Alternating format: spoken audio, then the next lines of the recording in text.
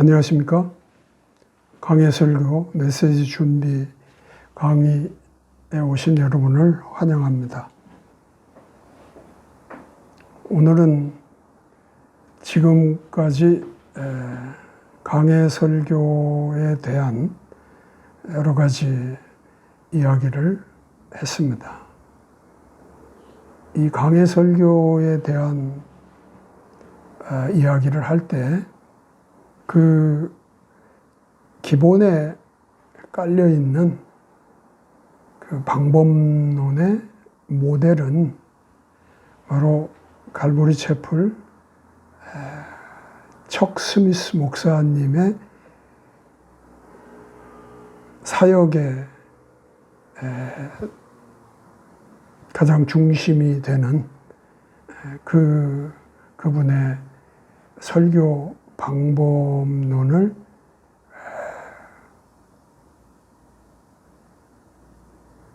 또 예로 지금까지 강의의 내용들이 구성이 되어 있습니다. 물론 실제적으로 그분이 교회의 사역 또는 말씀 사역을 하는 중에 주로 사용하셨던 그런 강해 설교 그 방식이 이론적인 지금까지의 강해 설교란 무엇인가, 또 그 강해 설교를 하기 위해서는 어떠한 그 준비나 또는 이해를 가지고 해야 될 것인가 라는 측면에서 이론적인 설명을 하는데 오직 그 척 스미스 목사님의 강해 설교 방식에 준하여서만 그 이론이 성립되어 있지는 않습니다. 일반적으로 강해 설교란 무엇인가, 또는 강해 설교를 준비하고 또 그것을 구성하고 또 그것을 실제 말씀 사역에서 방법으로 사용할 때 어떻게 하는 것이 가장 효과적이고 좋을지 뭐 이런 것들을 좀 포괄적인 의미에서 다뤘다는 것을 말씀드리겠습니다. 그럼에도 불구하고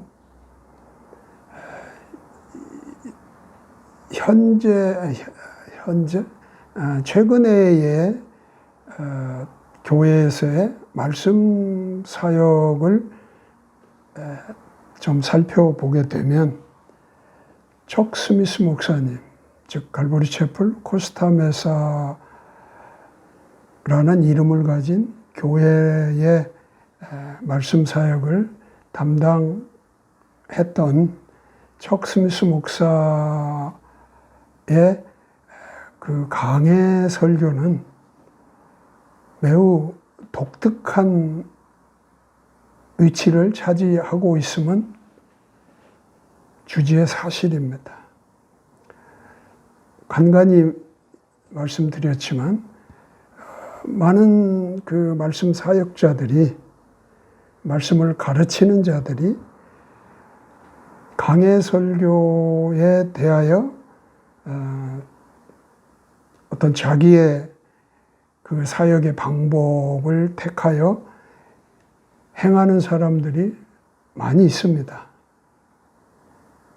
그러나 그들 또한 다양한 세부적인 어떤 그 사항에 들어가면 조금씩의 차이를 가지고 강해 설교의 독특함들을 유지하고 있다고 봅니다. 그러한 맥락에서 척 스미스 목사의 강해 설교는 매우 독특한 그러한 영역을 유지하고 있고, 그것으로 인하여 많은 영향을 끼치게 됨으로써 갈보리 채플 교회 운동의 매우 중요한 그런 핵심이 되었다는 것 부인할 수가 없습니다. 그래서 강해 설교 메시지 준비의 강의 안에 척 스미스 목사의 강해 설교에 관한 그런 이야기를 척 스미스 목사의 그 전반적인 그런 하나님의 그 부르심 속에서 하나님이 허락하신 그 사명을 교회 사역을 통해서 감당한 그런 내용들도 포함해서 조금은 설명을 드리는 것이 좋겠다라고 생각을 했습니다. 그래서 오늘 이 시간은 바로 척 스미스 목사의 강해 설교, 그것을 교회에 적용하는 데 있어서 어떻게 했는지 하는 것을 좀 구체적으로 살펴보고자 하는 것입니다. 특별히 척 스미스 목사께서는 말씀 사역, 즉 말씀을 가르치는 사역의 그 주안점을 바로 그분이 목회를 하고 있는 그 교회를 중심으로, 아니 거의 모든 시간을 그 교회에 헌신하는 일들을 통해서 사역을 감당했다고 말씀드릴 수 있습니다. 많은 그분의 이야기를 할 수도 있지만 여기에서 척 스미스 목사의 개인적인 어떤 그 이야기를 다루기보다는 이 강해 설교와 관련해서 어떤 중요한 내용들이 그분의 말씀 사역에 있어서 독특함이 되었는지 소개를 좀 해보려고 합니다. 척 스미스 목사, 물론 아는 사람은 많은 정보를 가지고 있을 수 있습니다. 그러나 또 많은 사람들은 이름만 들었지 그분의 개인적인 또는 사역적인 이런 내용에 대해서 좀 잘 모르는 분들도 있을 것입니다. 또 많은 사람들은 들어보지 못했거나 들었다 하더라도 그냥 흘린 어떤 그런 소리로 들어본 적은 있다 라든지 이렇게 인식하고 있는지도 모르겠습니다. 어쨌든 척 스미스 목사에 대한 조금이나마 더 나은 이해가 이러한 이야기들을 통해서 좀 생기기를 바라겠습니다.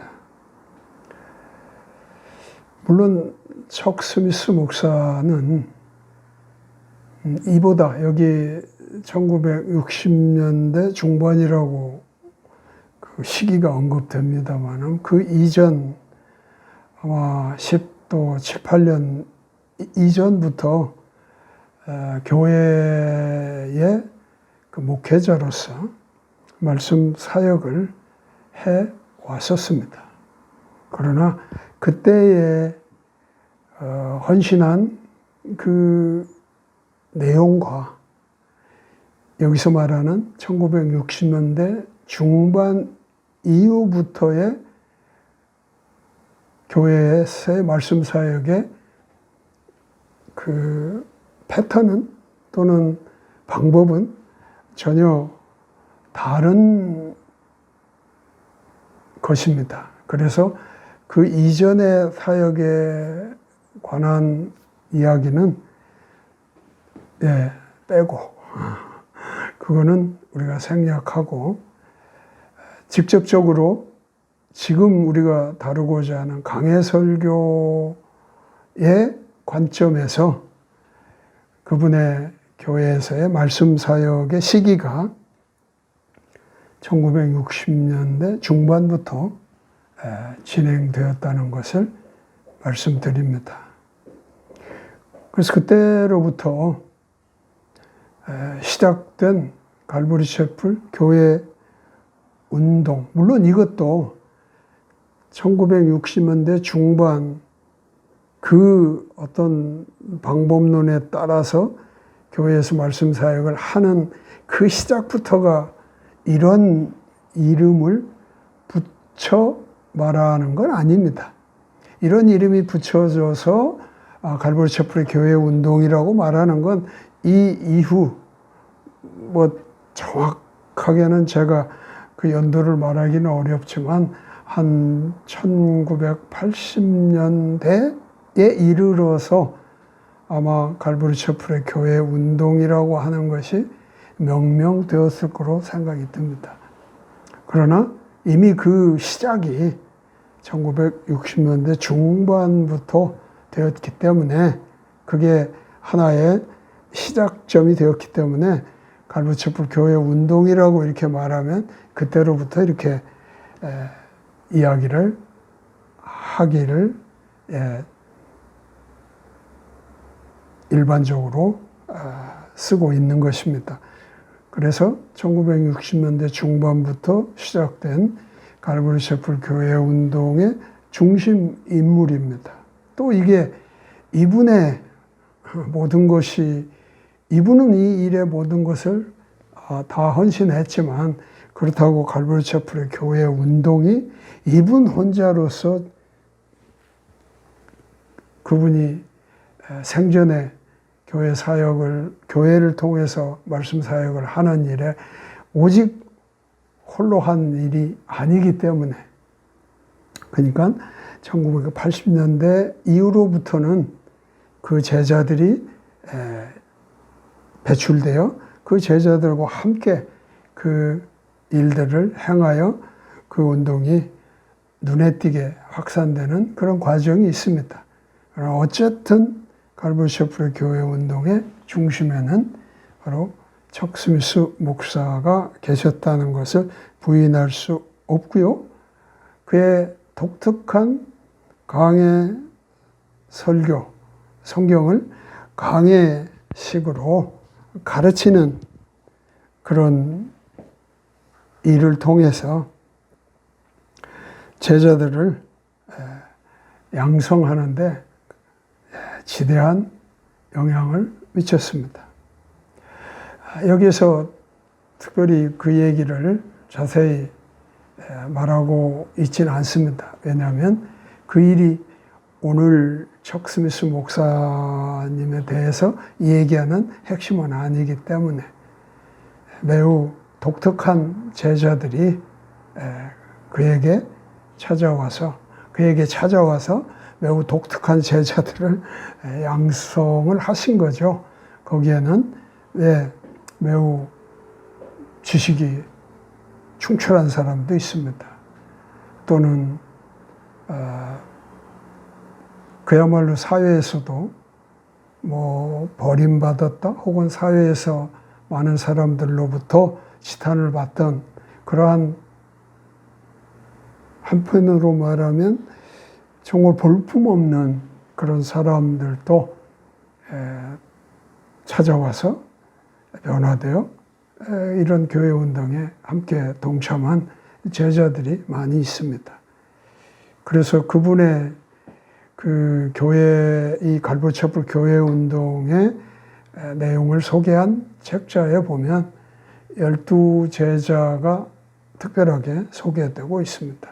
그들은 다 아까 말씀드린 그러한 좀 특별한 어떤 그 환경, 상황 속에서 정 목사님의 말씀을 듣고 헌신하고 제자가 되고 또 그들이 나아가서 교회를 세워 미국 전역에서 아마 10대 교회를 꼽는다고 했을 때 한때는 뭐 5개의 갈보리 채플 교회가 그 10대 교회 안에 들을 때도 있었다 하는 이야기가 있습니다.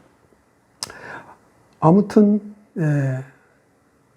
그분의 독특한 강의 방식의 설교 스타일은 제자들에게 지대한 영향을 끼쳤다 하는 것입니다.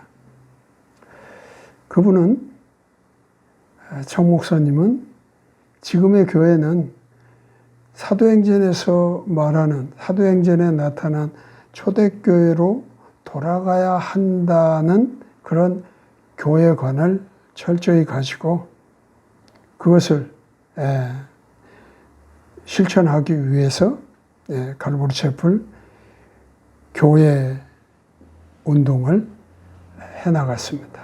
그 일에 힘을 쏟았습니다. 그래서 갈보리 채플의 교회 운동은 한마디로 말하면 초대교회로 돌아가자.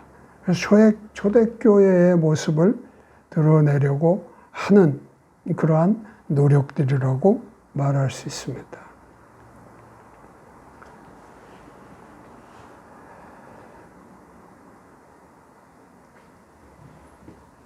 그리고 그 초대교회로 돌아가기 위해서 시급하게 실천해야 되는 그러한 하나의 방법 또는 그러한 방안으로서 성경 전체를 다 가르쳐서 그 가르침을 통해 교인 또는 제자들의 삶에 변화가 일어나도록 이끌어 나간 것이 그분의 하나님 앞에서의 교회를 통한 말씀 사역의 중심이었습니다. 성경 전체를, 이거는 성경 전서의 전체이고 또 성경 책 한 권의 전체에도 같은 의미를 부여하고 있습니다.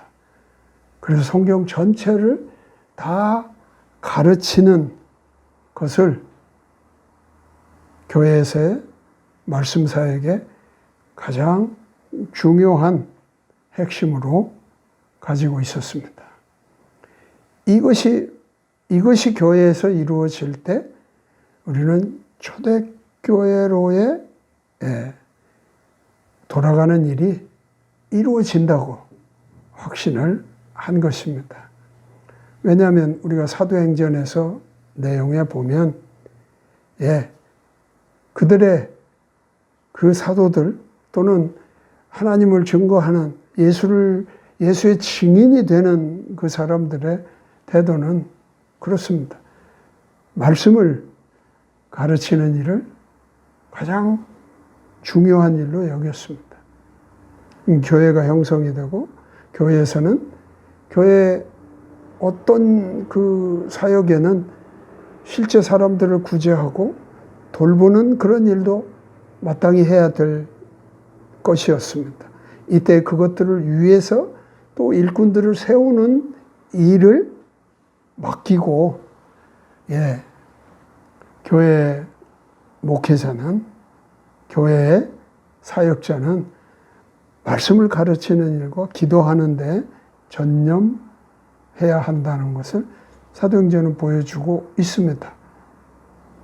그러므로 이 척 스미스 목사께서 성경의 전체를 다 가르치는 것을 교회 말씀 사역의 핵심으로 가지고 있는 일은 너무 당연한 일이고 이 일을 위해서 헌신했다. 이것은 곧 이것을 통해서 그 말씀을 듣는 교인, 제자들이 그들의 삶이 변화되도록 이끌어주는 그런 역할을 할 수 있다고 확신했기 때문이죠.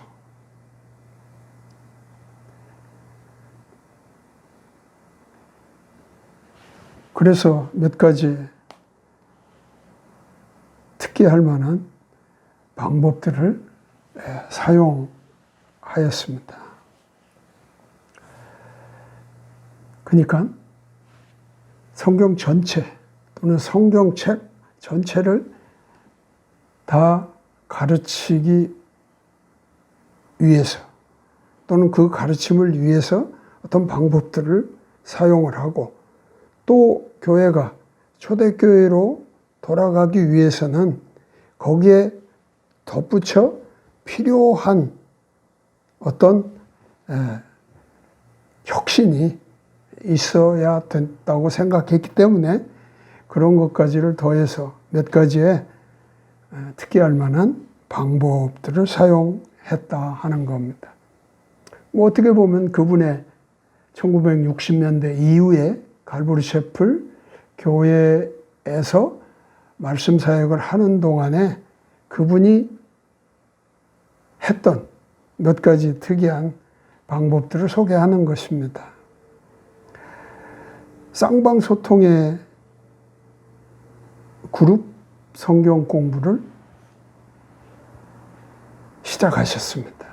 물론 그 이전에 아까도 서두에서 말씀드렸지만 그분은 1960년대 중반 이전에도 뭐 횟수로 그분이 정확히 밝히기는 17년이라고 말씀을 합니다만은 어쨌든 십수년을 다른 그 방법, 말하자면 기존에 교회가 가지고 있던 마치 트렌드 같은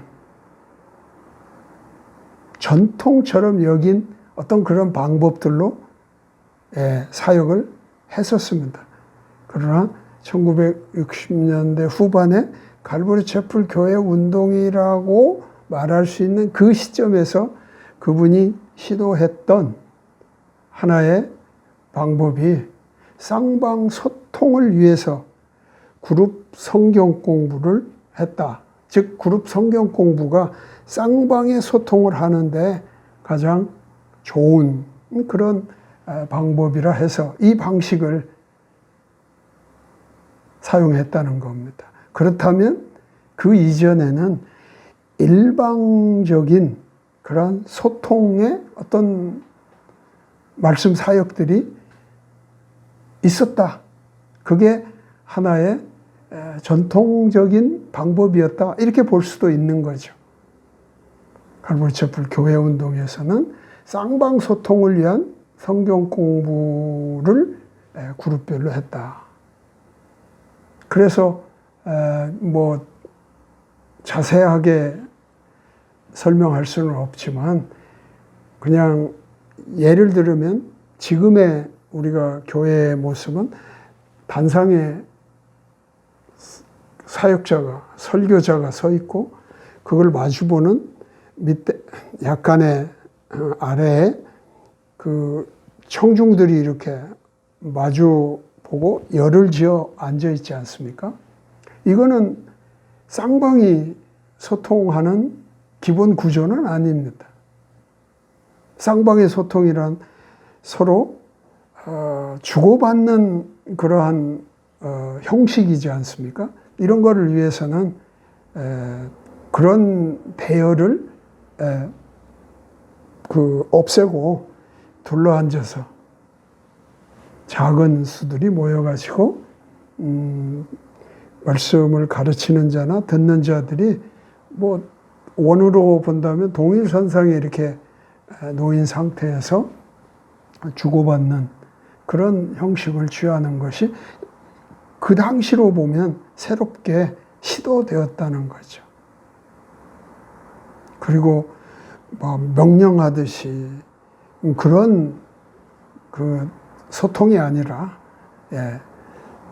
옆에서 뭐 어떻게 보면 부드럽고 편한 소리로 이렇게 말하고 듣고 뭐 질문도 즉석식적에서 할 수 있고 지금은 뭐 많은 그 교회의 어떤 그 그룹들은 이런 것을 합니다. 무료 뭐 그렇게 지금은 이 자체가 생소하지는 않죠.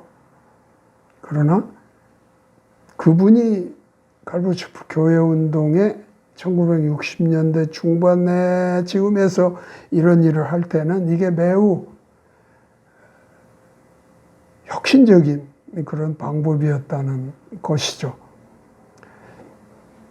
또 특기할 만한 하나의 방법이라고 한다면 성경책 전체를 처음부터 순서대로 절을 따라서 빠짐없이 다 가르치는, 이게 이제 그 하나의 강해설교, 이게 척 스미스 목사의 강해설교의 하나의 특징이 되는 겁니다. 그 당시에 또 하나의 그 주로 그 행해지던 성경 공부라고 하는 것이 대부분은 뭐 이런 형식은 아니었겠죠. 이게 성경을 차례대로 한 절 한 절 가르치는 그런 방식을 사용한 거죠. 물론 이것이 강해설교의 매우 중요한 그러한 형식이 된 건 사실이죠.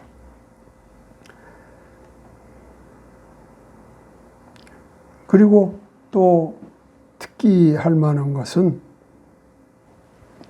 교회에 만연되어 있던 비성경적인, 그렇죠, 격식과 방식을 과감하게 버렸습니다. 뭐 지금 우리가 뭐 각자의 교회의 현실을 한번 보면서 좀 눈을 돌려서 주변에 있는 교회들과 크게 다르지 않는 어떤 형식들을 아마 인지할 수 있을 것입니다. 아, 이게 교회의 일반적인 형식이구나. 예, 좋습니다. 뭐 굳이 튈 필요는 없으니까요. 그래서 교회가 가지고 있는 일반적인 그런 형식을 내가 취하여 갖는 것, 뭐 나쁜 건 아니라고 봅니다. 그러나 교회의 그 어떤 새로운 운동, 또 새로운 어떤 물결이 일기 위해서는 그런 것에 대한 성경적인 관점이 과연 있는지, 또는 성경적인 관점에서 그것들이 타당한지, 이런 것들은 좀 살펴볼 필요가 있지 않나 생각합니다. 아무리 그게 일반화됐다고 하고 또는 그것이 전통이어서 깨기 어려운 것이라 할지라도 그것이 비성경적이라면, 즉 성경에서 말하지 않는, 또는 성경에서는 그런 것을 찾기 어려운 이런 부분들이 있다면 그것들을 바꾸는 것이, 성경을 우리가 철저하게 또 한 절 한 절 대하면서 이해하는 것들에 대한 실천이 되는 거지 않습니까? 근데 그런 것을 척 스미스 목사께서는 이 당시에 그런 일을 했다는 것입니다. 비성경적인 격식과 방식들에 대해서는 과감하게 버리고 하나님의 말씀에 집중할 수 있는 자유로운 환경을 조성해 나갔습니다. 그래서 그 실제적으로 혁신을 이룬 부분은 새로운 예배 형태를 만들었습니다. 여기에 특별히 영향을 미친 것이 바로 갈보리 셰플 음악을 통해서 주님을 찬양하는 이런 것들이 그 당시로는 독특한 그러한 하나의 예배 문화를 보여주었던 거죠. 그러니까 누구나는 교회를 오고 싶어 하는 사람은 아무런 격식이 없이 어떤 방식을 따라 나오지 않고 자유롭게 와서 주님의 말씀 안에서 자유를 느끼고 돌아가는 이런 것을 위해서 말로만이 아닌 그 예배의 형태도 비성경적인 요소들은 제하고 성경적 요소에 준하여 예배의 형태도 자유롭게 거기에 따르는 음악도 그 구성원들에게 적절한 이런 형태를 취하여 갈보리 채플에 대한 이해를 가지고 있는 분들은 이 부분에서 매우 직접적인 갈보리 채플 교회 운동의 모습을 아마 감동했을 거라 생각이 듭니다. 또 교인 또는 제자들이 가르침을 삶에 적용하는 것을 도와주도록 가정 모임, 갈보리 채플에서는 그것을 홈 펠로우십이라고 합니다. 아마 이것은 일반적으로 교회에서 보통 말하는 구역 모임과 비교될 수 있습니다. 그와 유사한 그러한 모임을 권장합니다.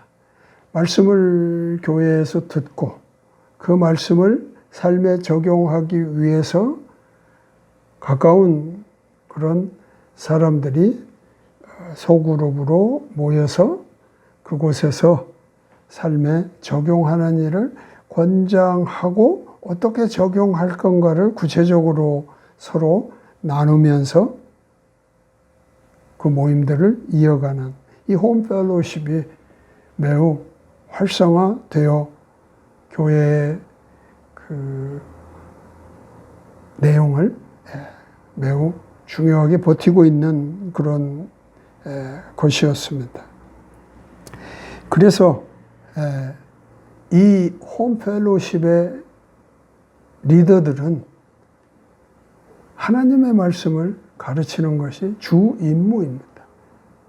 그 모임을 어떻게 운영하고 이게 중요하지 않고 하나님의 말씀을 가르치는 것이 주 임무로 되어 있다는 거예요. 이게 이 홈펠로우십이 가진 다른 우리가 흔히 말한 구역 모임들의 형태와 구별되는 그런 것이라고 봅니다. 그래서 이 홈펠로우십의 리더는 교회가 어떤 수준을 가지고 그 리더들을 임명하거나 정해주는 것이 아니라 그 모여진 사람들이 자발적으로 그 어떤 하나의 공통점을 가지고 모이게 되면 그 안에서 이런 리더들이 자연적으로 세워집니다. 왜냐하면 리더의 주 임무는 말씀을 가르치는 것이기 때문에 말씀을 가르칠 수 있는 사람이 리더가 되는 것이 마땅하게 되는 것이죠. 그래서 갈보리 채플의 홈펠로우십은 매우 독특한 그런 지역의 또는 공통된 어떤 그 소스를 가진 그 사람들의 모임에서 다른 모임들과 좀 다른 그런 특징을 가지고 있습니다. 그리고 하나님의 말씀으로 변화된 교인, 제자들이 성경 교사로 헌신하고, 여기서 성경 교사라고 하는 것은 뭐 특별히 말하면 그 고등부, 초등부, 즉 말씀을 그룹별로 좀 들어야 하는 그런 그 상황들이 있지 않습니까? 물론 뭐 어른들의 경우에도 예를 들어 홈펠로우십의 리더가 성경 교사일 수도 있습니다. 어쨌든 성경 교사로 헌신하는, 여기에 기본은 그런 교회 학교의 교사로 가서 성경을 가르치는 일에 대해 헌신하고, 그들이 참여하는, 또 그들은 홈 펠로우십을 통해서 교회다운 공동체를 발전하게 됩니다.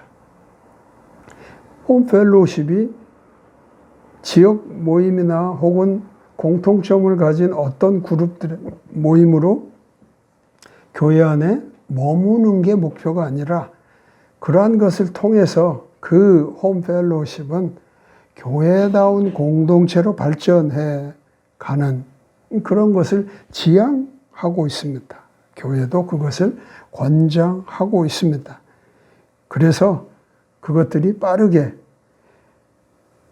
모 교회 주변에, 모 교회란 그렇죠, 그들이 참여하고 있는 교회, 그 교회 주변으로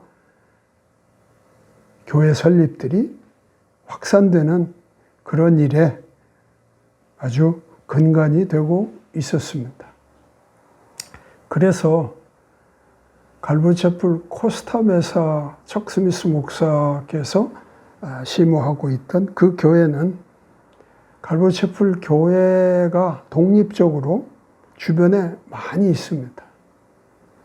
깨알같이 많이 이렇게 표시되어 있습니다. 왜냐하면 모 교회의 홈 펠로우십이 교회로, 교회 공동체로 발전하여 거기에 그 주변에 교회를 설립하는 일이 일어나기 때문에 갈보체플 코스타메사의 이 모교회 중심으로 아주 가까운 거리로부터 교회 설립들이 확산되어 갔습니다. 이것도 하나의 교회의 운동에서 본다면 보기 힘든, 보기 쉽지 않은 갈보리체플 교회 운동의 특징이라고 볼 수 있습니다.